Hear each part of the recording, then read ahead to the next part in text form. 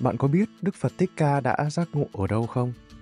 Đó chính là Bodh Gaya, hay còn gọi là Bồ Đề Đạo Tràng, một thị trấn nhỏ thuộc bang Bihar của Ấn Độ. Đây là nơi thiêng liêng bậc nhất đối với Phật tử trên toàn thế giới. Chính vì vậy, mình sẽ dành gần 3 ngày ở Bodh Gaya và chia thành 2 phần để nội dung được trọn vẹn. Trong video này thì mình sẽ chia sẻ hành trình từ New Delhi đến Bodh Gaya, còn ở video tiếp theo mình sẽ chia sẻ những trải nghiệm cực kỳ độc đáo tại nơi này. Nào, hãy cùng bắt đầu thôi. Hi. Xin chào các bạn, lại là Noah đây. Chào buổi sáng từ New Delhi. Bây giờ là tầm khoảng 8 giờ 15 giờ New Delhi. Mình vẫn cố gắng dậy để ra ngoài mua nước. Giờ sẽ xem là cái cửa hàng tiện lợi ở gần đây như thế nào nhé. Ngoài trời bây giờ thì khá là lạnh, tầm khoảng 10 độ và trời hơi nắng một tí.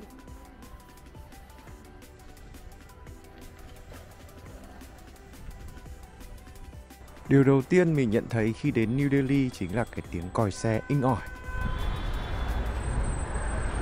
Nếu mà ở Việt Nam bạn đã thấy còi xe nhiều rồi, ở đây còn có thể nói là gấp đôi như thế. Theo thói quen thì mình vẫn đi ở bên phải. Mãi một lúc sau mình mới nhận ra là nãy giờ mình đi ngược chiều. Ấn Độ cũng từng là thuộc địa của Anh từ năm 1858 đến năm 1947, nên là họ cũng đi về bên tay trái, tương tự như Hồng Kông vậy. Có thể khu này không phải là trung tâm nên không quá đông, và mình cũng không thấy đáng sợ như lời đồn. Có điều là phố xá ở đây góc nào cũng thấy rác.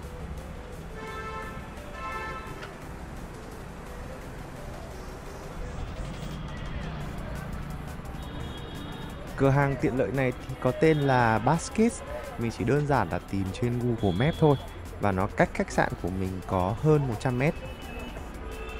Trong này cũng có đủ thứ đồ như các cái cửa hàng tiện lợi khác, nhưng mà họ không dán giá cả gì cả, cho nên là mình chỉ mua một chai nước để xem giá thế nào thôi đã. Kinh nghiệm của mình là khi mà đi đến những cái nơi lạ mặt thì nên vào các cái cửa hàng siêu thị chính hãng. Nó có thể sẽ cao hơn bên ngoài một tí, nhưng mà giá nó ổn định mà mình sẽ không bị hớ. Ở đây cũng có thể thanh toán bằng thẻ nhá. Cuối cùng thì mình đã mua được cái chai nước này với giá là chính xác là 30 rupee mình thực tế trả, còn người ta bảo mình là 40, thì đâu đấy tầm khoảng 9.000 một lít. Trước khi đi thì mình định là sẽ ngó nghiêng New Delhi nhiều một chút, nhưng mà tối qua đến muộn nên giờ là mình check out luôn. Khách sạn này cũng khá đông khách nên họ cũng nhắc bọn mình ra sớm. Bây giờ thì tụi mình sẽ kiếm gì đó ăn nhẹ ở gần đây. Mình vừa ăn sáng xong nên hơi no, nên là có đi cũng nhìn mọi người ăn là chính. Lát nữa thì sẽ chia thành 2 nhóm, một nhóm đi nước khác, còn mình thì sẽ tới Bodh Gaya. Trên đường đi thì thấy một cái đoàn rất đông.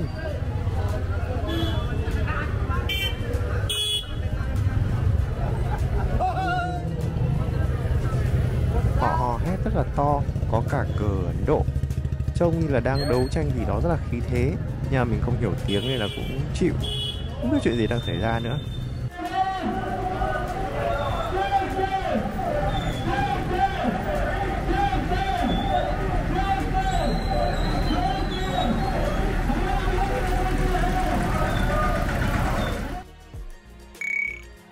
Cửa hàng này thì có tên là Dom Dang. Giờ này còn khá là sớm nên là quán gần như là còn chưa sẵn sàng để hoạt động nữa. Thực đơn của quán này cũng có khá nhiều món. Bên cạnh các món Ấn thì cũng có cả món Nhật, đồ của Trung Quốc, và giá cũng có vẻ ổn, tầm dưới 100 rupee, tức là khoảng 30.000 là đã có món để gọi rồi. Món này họ gọi là green salad, tức là salad xanh ấy, nhưng mà toàn là cà rốt với củ cải, chả thấy xanh đâu cả. Mà màu cà rốt bên này thì nó rất là khác với màu bên mình nhá, do cái giống nó khác, nó sẽ hơi hồng hồng như thế này. Còn đây là gà muối tiêu với cả là mùi masala rất là đặc trưng của Ấn. A few moments later. Mình vừa bắt một chiếc Ola sang sân bay.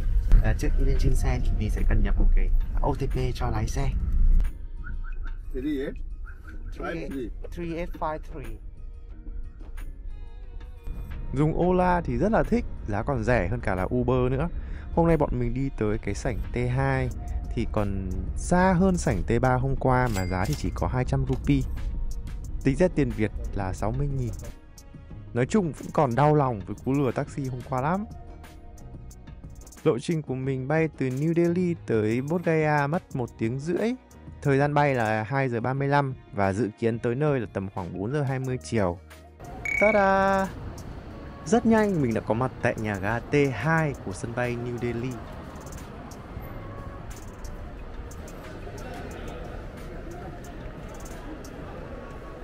Trước khi vào bên trong thì bọn mình sẽ được kiểm tra sơ bộ ở bên ngoài như này. Đây chính là bên trong của sân bay Indira Gandhi Terminal 2. Sảnh T2 thì chủ yếu phục vụ các chuyến bay nội địa của các hãng hàng không giá rẻ như là Indigo. Hôm nay mình bay từ New Delhi đến Bodh Gaya thì mình cũng đi bằng Indigo luôn. Mình đã check in online từ sáng nay rồi. Bây giờ là mình chỉ việc gửi đồ nữa thôi. Mặc dù là hãng hàng không giá rẻ nhưng hãng này thì vẫn cho 15 cân ký gửi nội địa, chứ không xét nét từng cân như kiểu một cái hãng nào đó nha.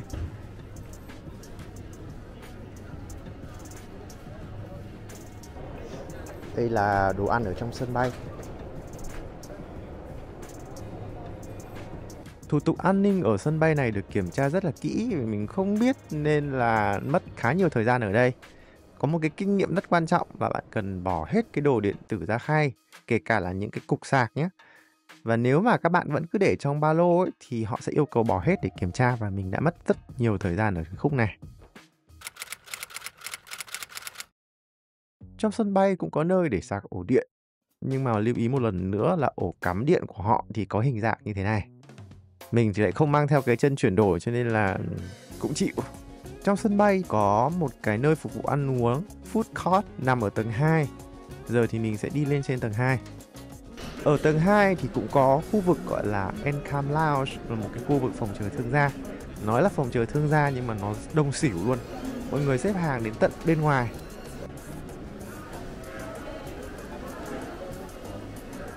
Về đồ ăn thì ở food court cũng có một số lựa chọn, có cả đồ ăn Ấn này. Giá cả cũng ổn, giá từ tầm khoảng 200 rupee đến 500-600 rupee, tính ra tiền Việt là 60 đến 180.000 tùy món. Ăn đồ Ấn ở trong này tất nhiên sẽ yên tâm về vấn đề vệ sinh thực phẩm. Có nhiều món trông khá là ngon và đẹp mắt, họ có để món mẫu ở đây. Mình định thử, nhưng mà thấy KFC thì thôi, ăn cho chắc. Nhỡ đâu. Mình chọn cái combo Smart Travel của KFC. Combo này thì gồm có 2 miếng gà rán này, một cái bánh sô-cô-la mì, khoai tây này. Nó có giá là 585 rupee, tức là khoảng 170.000 tiền Việt. Nói thật là ăn không xi nhê vào đâu cả mà giá có vẻ đắt đấy. Một điều đáng ghi nhận ở sân bay của Ấn nữa là họ cũng tính toán rất là chu đáo khi có cả một cái phòng chăm em bé. Bên ngoài thì có một cái máy bán các cái vật dụng chăm bé thế này, rất là chi tiết. Sau khi chờ mon mỏi thì mình mới phát hiện ra là bị đổi cổng bay sang cái cổng 25 này. May quá mọi người vẫn đang còn xếp hàng dài. Nhiệt độ bây giờ đã ấm hơn nhiều so với hồi sáng, đã lên khoảng 24 độ. Nắng khá là gắt. Phải công nhận sân bay này rất là rộng, rất rộng luôn. Hôm qua tối quá thì mình không quan sát được, nay ngồi trên xe mới thấy thêm được độ rộng của nó.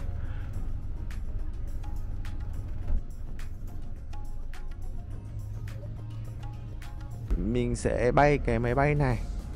Giờ thì họ mới vận chuyển hành lý vào trong bụng máy bay. Cũng may là mình nhìn thấy họ ném không hung bạo như những nơi khác, nên là hy vọng cái đống hành lý của mình nó không gặp vấn đề gì. Bây giờ là hơn 3 giờ chiều và mình đã có mặt trên máy bay của Indigo. Mình check-in online muộn nên là không được ngồi cạnh cửa sổ. Lưu ý cho những bạn nào đi Indigo là hãng này cho phép check-in online nội địa lên tới 48 tiếng liền. Nên ai mà bay cái hãng này ấy, thì nhớ căn giờ để check-in sớm, bởi vì mọi người sẽ check-in rất nhanh. A few moments later. Gần 5 giờ chiều mình đã có mặt tại sân bay Gaya.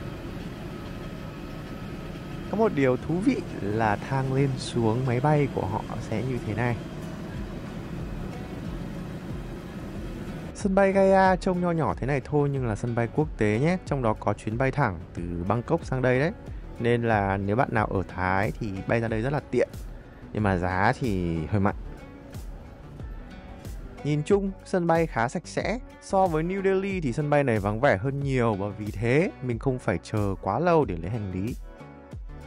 Từ sân bay về tới khách sạn mình đã đặt ở trung tâm Bodh Gaya là khoảng 10 cây cơ. Ở đây thì mình kiểm tra cả Uber lẫn Ola thì đều chưa có. Nên là mình cũng hơi ngại về cái việc mà mặc cảm với cả lái xe taxi.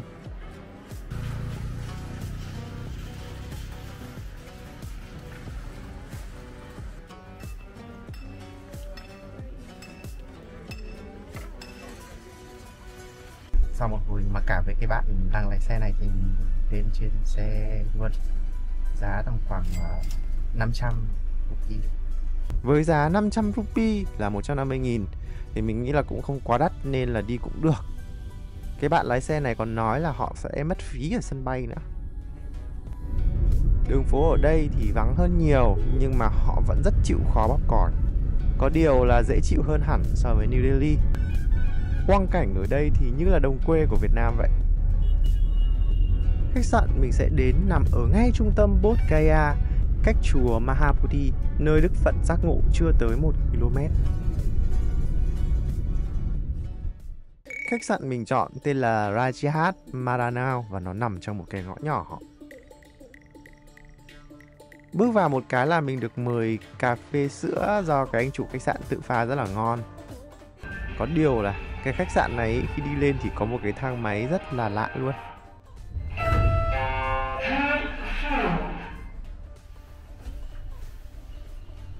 Khi thang tới nơi, đầu tiên là bạn sẽ cần kéo cái cửa sắt này ra trước rồi mới mở tiếp cửa bên ngoài. Lại đóng lần lượt các cái cửa này lại, chứ không thì cái loa nó sẽ kêu không dứt. Đây là lần đầu tiên trong đời mà mình thấy một cái thang máy mà phải mở cửa bằng tay khi mà muốn đi. Một trải nghiệm có lẽ chỉ có ở Ấn Độ. Mình chọn khách sạn này vì đọc review đánh giá rất là sạch và quả là không thất vọng. Tuy nó nhỏ nhưng cái độ sạch thì khá uy tín. Mình thích nhất một cái bình luận ở trên đó là khách sạn này sạch tới mức mà họ quên đi là họ đang ở Ấn Độ. Chính bởi vì cái bình luận đấy mà mình đã chọn khách sạn này. Rút kinh nghiệm từ New Delhi thì mình sẽ kiểm tra nước nóng đầu tiên. Lúc đầu thì không thấy có, cũng hơi hoảng. Nhưng lúc sau thì cái anh chủ khách sạn lên tận nơi chỉ, hóa ra là phải xả hết cái nước lạnh. Cũng xả nhiều đấy, phải cả xô ấy, thì nước nóng nó mới xuống. Nhưng thôi, cứ có nước nóng là được. Đến lúc nó nóng thì là nó nóng bỏng tay luôn ấy. Cũng có một điểm rất may đấy là ổ cắm ở đây có dạng như thế này. Nên là các loại sạc, các loại ổ điện thì mình cắm thoải mái. Nghỉ ngơi một lúc, giờ mình sẽ tìm đường để đi ăn tối. Ở đây các bạn có thể bắt gặp dễ dàng các cái vị sư Tây Tạng như thế này. Cũng đúng thôi, bởi vì Bodh Gaya là nơi mà Phật giác ngộ nên là Phật tử khắp nơi đều đổ về đây cả. Về đêm thì ở đây khá lạnh, nhiệt độ chỉ tầm khoảng 10-12 độ. Tới đây mình cảm thấy như thể đang quay trở lại Việt Nam thời những năm 90, không khí chậm rãi với hàng quán đơn sơ. Đường phố ở đây cũng không sạch sẽ hơn New Delhi là bao, bạn có thể thấy là rác khắp nơi. Người dân thì họ cũng không nhìn mình với con mắt lạ lẫm lắm. Tuy nhiên sang Ấn mình vẫn hơi ngại khi mà quay camera về phía họ. Khu này có thể coi là chợ đêm, ở đây có bán các đồ thủ công lưu niệm. Phương tiện phổ biến mà các bạn có thể thấy nhiều nhất chính là tuk tuk. Người dân ở đây thì sẽ gọi là ô tô hay là ô tô rickshaw. Tuy nhiên mình không tìm thấy có một cái ứng dụng gọi tuk tuk nào ở đây cả. Nên nếu mà muốn đi thì chắc là sẽ phải mặc cả dữ dội đây. Bọn mình chọn ăn ở cái nhà hàng có tên gọi là Fujita Green này. Lý do đơn giản là mình thấy có nhiều lượt người ăn, giá cũng ổn nên là chọn.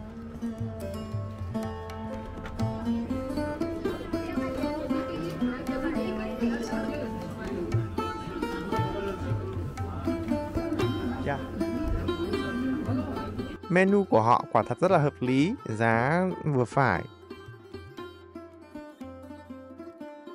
Và có cả đồ ăn của Tây Tạng này, Trung Quốc này, để đáp ứng cho người từ các nước tới đây. Khá đa dạng. Tất nhiên là có cả đồ Ấn nữa.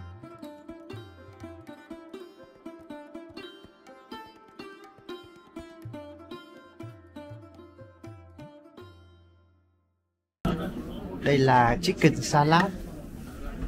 Salad gà, giá là 120 rupee. Đây là cà ri theo kiểu Ấn, cà ri gà kiểu Ấn. Cà ri gà thì hơi mặn nhưng mà mình ăn được. Cái mùi masala rất là nồng. Còn đây là cơm rang gà. Hạt cơm của người Ấn Độ ấy thì nó dài như thế này này và nó nhạt hơn là của mình. Điểm thú vị nhất là sau khi ăn xong người ta sẽ cho mình một cái hộp như thế này. Hộp này chứa hạt tiểu hồi và đường phèn. Mình sẽ nhai hai loại này cho thơm miệng. Mùi thơm của thảo mộc rất dễ chịu. Mình còn mang theo một ít cái hạt tiểu hồi này cho nó thơm tay nữa. Trong hộp cũng có cả tăm xỉa răng nhưng mà nó quá là to so với răng của mình. Đây cũng là một cái điểm ấn tượng về Ấn Độ. Bây giờ thì mình sẽ về thôi. Mình nghĩ là nên về trước 9 giờ tối bởi vì ở bên này thì tất nhiên mình cũng chưa cảm thấy nó quá là an toàn ấy.